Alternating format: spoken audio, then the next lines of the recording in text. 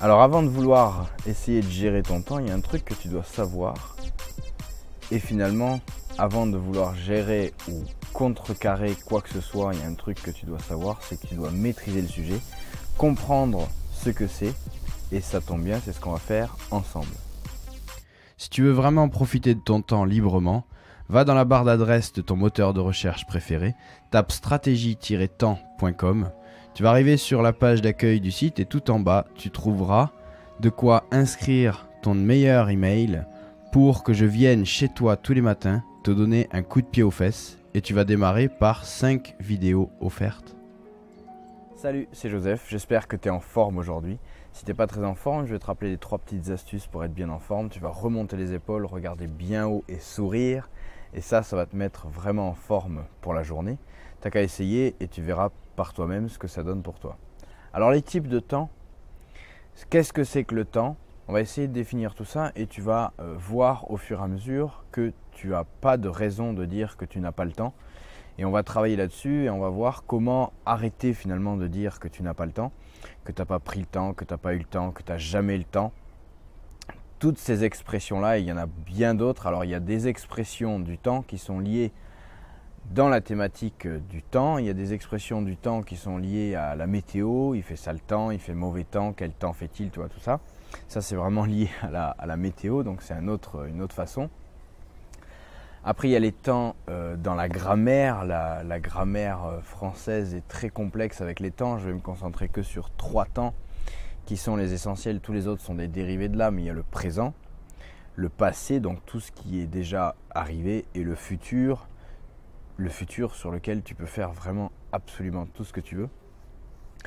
Une petite parenthèse ici, ce que tu dois vraiment retenir par rapport au passé, présent, futur, c'est que tu dois vraiment te concentrer uniquement sur le présent, vivre et être en permanence et tout le temps vraiment dans le présent. Tu l'as peut-être déjà entendu dire, mais c'est tellement important, tellement excellent de vivre et d'être dans le présent plutôt que d'être ailleurs. De temps en temps, il faut savoir observer le passé, il faut savoir prévoir le futur, mais la plupart du temps, encore une fois, tu vois, de temps en temps, la plupart du temps, tout ça encore, il faut vraiment te concentrer sur ce que tu vis maintenant. Ensuite, il y a 3 déclinaisons du temps. Alors, si tu veux étaler ta science, tu peux partir avec les dieux grecs, la Chronos, Kairos, Aion, etc. Mais c'est vraiment pas là-dessus parce que voilà, il y a une expression que j'aime bien aussi, c'est que la connaissance c'est comme la confiture, moins tu en as, plus tu l'étales. Donc je m'en fous des dieux grecs, moi c'est pas ça qui m'intéresse. Ce qui m'intéresse vraiment c'est les 3 types de temps et on va essayer de les décliner et de savoir ce qu'ils apportent, ce qu'ils font vraiment, ce que ça implique, etc. La première chose, la première interprétation, la première matérialisation du temps, c'est ta montre. Et qu'est-ce qu'elle t'apporte ta montre? Pas grand-chose, une chose importante, mais pas tout le reste que tu penses. Ta montre, et tu peux mettre le calendrier en même temps, ta montre, donc toutes les façons de voir l'heure ou de voir la date du jour, ça t'apporte qu'une seule et unique chose, c'est la rencontre avec l'autre. Quel que soit l'autre, un autre être humain, un autre être humain, un groupe d'êtres humains, ça sert uniquement à ça. Si tu es tout seul sur une île déserte, tu peux balancer ton calendrier, tu peux balancer ta montre. On va être dans le temps du cycle, mais on y reviendra juste après. La seule chose que t'apporte cette histoire de chronos, de chronologie, de montre et de planning, c'est uniquement parce qu'il y a quelqu'un d'autre pour t'organiser avec ce fameux quelqu'un d'autre. D'ailleurs, les premières horloges, pourquoi ? Il y a eu les premières horloges pour s'organiser dans une communauté. Ensuite, entre 2 communautés, il y a eu un problème d'organisation quand il y a eu le chemin de fer, parce que le train il partait, il arrivait, c'était pas la même heure dans les 2 villes, les gens avaient une montre dans la poche, c'était pas la même heure, etc. Donc c'est pour ça qu'il y a eu des histoires de besoin de connecter comme ça toutes les montres, etc. Bon, aujourd'hui, tous les smartphones sont sur la même base. Smartphones connectés du moins sont sur la même base mondiale, donc il n'y a plus de problème. Mais à l'époque c'était le bordel parce que le train il partait à une certaine heure, il mettait un temps de trajet, il arrivait à une autre heure complètement aléatoire. Pourquoi ? Parce que dans la ville d'arrivée, l'horloge n'était pas réglée pareil. Donc tu vois, c'est ça l'origine. Donc c'est vraiment ta montre et ton planning, ils servent uniquement pour l'autre. Et l'autre, ça lui sert pour toi. Parce que tu as envie qu'il soit à l'heure, tu as envie qu'il soit au rendez-vous à l'heure, tu as envie qu'il te rende ce que tu lui as donné à faire dans le timing, dans le temps prévu. Et ça, c'est du temps de la montre. La deuxième chose, et ça, on l'a tous vécu un petit peu, complètement même. Parfois, quand tu es bien, quand tu es serein, quand tu es bien dans une situation, tu te sens bien comme ça, tu n'as pas envie de bouger, tu n'as pas envie que ça change. Ce temps-là, en général, il passe extrêmement vite. Par exemple, les vacances. Quand tu es en vacances, quand tu es bien détendu comme ça, etc. Les 3 semaines de vacances, paf, ça t'a passé comme 1 seconde et demie. Parce que tu étais bien, tu étais dans un environnement, etc. Tu aurais eu envie que ça dure plus, mais finalement, c'est passé tellement vite. Tu es déjà retourné au boulot, tu t'es même plus aperçu. Et ce qui est important par rapport à ce ressenti, pour essayer de le faire vivre le plus longtemps, c'est de rester dans le présent, de profiter, de vivre pleinement chaque instant. A l'inverse, tu as des temps où tu es tellement à la course, où tu as besoin de répondre à un appel d'offres là, dans 2 heures, où tu es en retard pour faire quelque chose. Voilà, tu cours un petit peu et à ce moment-là, forcément, le temps s'accélère. Tout va tellement vite, tu regardes ta montre, à chaque fois il s'est passé 1 heure ou 2 heures où tu regardes ta montre, il est déjà midi, j'ai rien glandé. Le temps va extrêmement vite parce que tu as été extrêmement occupé, très très occupé.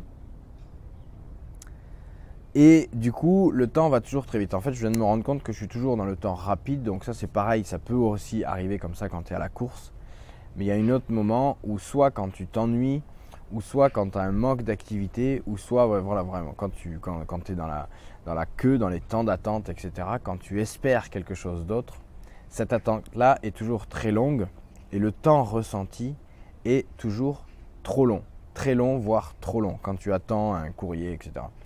Et ça veut dire que tu vis un petit peu dans le futur. Tu t'es trop raconté une histoire pour le futur et donc cette histoire ne correspond pas à ce qui t'arrive là tout de suite et c'est pour ça que tu as un petit peu cette frustration et la sensation que le temps ne passe pas assez vite. Ça, c'est la deuxième chose, c'est le temps ressenti. Et enfin, la troisième chose, c'est les cycles. Et sur les cycles, on va s'y intéresser plus particulièrement. Alors, qu'est-ce que c'est qu'un cycle ? Un cycle, tu vas avoir une journée. Au-delà de la montre, du calendrier, de tout ce que tu veux, une journée, c'est un cycle. Pourquoi ? Parce que le soleil se lève, le soleil se couche. Tu as un temps de nuit, le lendemain, c'est à nouveau, le soleil se lève, le soleil se couche, tu as eu un temps de jour. Pendant ce temps de jour, tu as fait des activités, des choses comme ça. Donc ça, c'est le premier cycle. Et pour moi, de loin, le plus intéressant, c'est vraiment uniquement là-dessus qu'il va falloir se concentrer parce que la journée d'aujourd'hui, tu sais à peu près que tu l'as. Tu vas faire en sorte qu'elle soit vécue à fond. Tu vas faire en sorte que ce soit presque la meilleure journée de ta vie. Tu vas faire en sorte que tout se passe bien pour que le soir, finalement, ça puisse être presque la dernière journée. C'est un peu gore ce que je dis là, mais il faut vraiment que ça puisse presque être la dernière journée parce qu'elle était belle, elle était intense, il y avait tout ce qu'il fallait à l'intérieur. Et si le lendemain, tu te lèves à nouveau, parfait, magnifique, hop, j'ai une nouvelle opportunité, je vais faire aussi que cette journée-là. Ça ressemble un petit peu à du carpe diem, tu vois, du je m'en foutisme ou quoi que ce soit. Mais par contre, il faut aussi prévoir un petit peu l'avenir, bien sûr. Il ne faut pas vivre dans l'avenir, mais il faut le prévoir un petit peu. Ça veut dire que chaque journée, tu vas inclure dans tes activités de quoi dimensionner les jours et les mois à venir. Ça, c'est le premier cycle qui est intéressant. Le deuxième cycle qui est intéressant, c'est le cycle des saisons. Alors, je ne sais pas si c'est dans un pays tempéré comme la France ou comme la plupart en Europe. Les saisons, tu en as 4 par an. Elles sont dimensionnées par les cycles de lune, par les cycles des astres comme ça qui tournent autour de la Terre, la rotation, enfin l'inclinaison de la Terre, etc. Enfin, je ne te fais pas un cours d'astronomie, là, on s'en fout, mais tu as comme ça 4 saisons, hiver, printemps, été, automne et à nouveau hiver. Et à partir de ces 4 saisons, tu peux t'en servir aussi pour dimensionner, entre guillemets, une année. Mais pas une année de montre, pas une année de planning. Une année parce que si tu as envie de manger, de faire ton jardin, de faire des trucs comme ça va marcher par saison. Tu ne peux pas t'arrêter à une journée quand tu fais ton jardin. Tu peux pas, tu vois bien ce que je veux dire. Tu peux pas, tu vas inclure dans ta journée des petites activités pour que ton jardin aille bien, mais Tu as besoin d'un cycle saisonnier entier pour que ton jardin fonctionne bien. Donc il y a moi je retiens vraiment 2 choses dans les cycles, c'est une journée et une saison. Et je vais essayer dans l'avenir, je suis obligé de continuer à en parler parce que encore une fois les autres fonctionnent comme ça, mais je vais essayer dans l'avenir de me passer de parler de mois, mais plutôt de parler de saison et de journée. Saison et journée, c'est vraiment ce qui est intéressant selon moi. Voilà les 3 trucs. Donc la montre, qui est une invention complètement humaine, enfin la question de durée finalement. Le temps ressenti, donc parfois ça va vite, parfois ça va lentement, ça c'est la concentration, il faut l'avoir sur le présent. Et enfin les cycles, donc les cycles je vais en retenir 2, la journée et les saisons. Et c'est sur cette base-là qu'on va pouvoir comprendre, enfin qu'on va pouvoir interpréter le temps et qu'on va pouvoir travailler surtout ensemble pour reprendre le contrôle. Donc c'est ce que je te mets aussi dans la petite image, là tu l'as peut-être vu par-ci par-là, donc sur mon profil elle doit y être, tu as dû la trouver ou sur le site, je crois qu'elle y est aussi. Mais maintenant, tout de suite, tu dois faire une action, tu dois te concentrer là tout de suite pour vivre pleinement ce que tu es en train de vivre. Ça, c'est la première chose. Et dans ce que tu es en train de vivre pleinement, ça doit porter un intérêt majeur sur ce qui va se passer ensuite.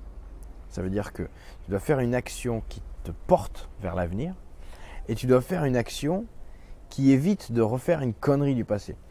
Ça veut dire que tu vas te servir de ton propre passé, de ta propre histoire et du passé, de l'histoire des autres. Donc ça, c'est à travers des lectures, à travers des expériences, à travers tout ce que tu peux faire. Tu vas te servir de ça pour ne pas refaire les mêmes conneries. On a tous une tendance comme ça à vouloir expérimenter soi-même. C'est bien, c'est une bonne chose, mais il y a des choses sur lesquelles tu n'es pas obligé de refaire la même connerie. Donc, tu vas essayer de ne pas refaire la même connerie et de faire maintenant, d'en profiter maintenant, de vivre l'instant pleinement et que cet instant soit à la fois utile pour l'instant d'après et qu'il évite de reproduire une connerie qui a été faite avant. Et si tu fais ça, vraiment, si tu fais juste ça, alors ça demande énormément de travail, mais si tu arrives à faire juste ça, même moi j'y suis pas encore, mais je m'en approche sérieusement. Si tu fais vraiment ça, je te garantis que tu auras chaque journée, chaque heure, chaque minute sera vécue intensément et finalement à la fin de chaque journée, tu diras voilà, c'était une belle journée. Si je me lève demain, c'est très bien, je profiterai d'une nouvelle journée, mais cette journée-là, elle me suffit. Chaque matin, tu as plus de 15 heures devant toi, choisis tes priorités.